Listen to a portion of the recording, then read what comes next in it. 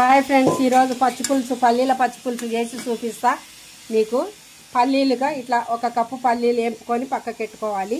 దాంట్లోనే కొద్దిగా జీలకర్ర వేయాలి, ఒక స్పూను వేసి వేంపాలి మంచిగా. ఇవి చింతపండు నానబెట్టుకోవాలి. ఇట్లా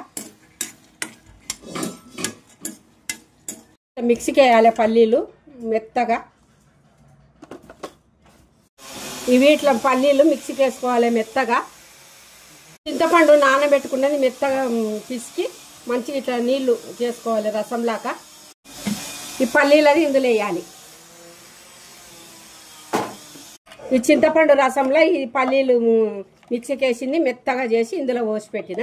ఇట్లనే పల్లీలు వేసేటప్పుడు ఒక స్పూను మిరపొడి వేసి మిక్సీకి పట్టిన, మెత్తగా అవుతుంది. ఇది బాండ్లు పెట్టుకొని ఆయిల్ వేసుకొని 3 స్పూన్లు అంత ఆయిల్ వేసుకొని ఒట్టి మిరపకాయలు వేసుకోవాలి, ఎల్లిపాయలు వేసుకోవాలి, 2 రెబ్బలు, కొత్తిమీర, పుదీనా కొంచెం కడిగి దీంట్లో వేసుకోవాలి.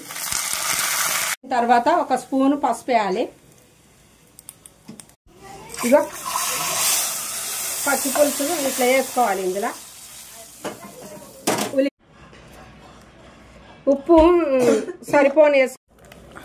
ఉల్లిగడ్డలు వేయాలి, ఇట్లా మంచిగా తరిగిన ఉల్లిగడ్డ.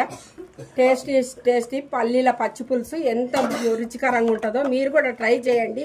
లైక్ చేయండి, షేర్ చేయండి.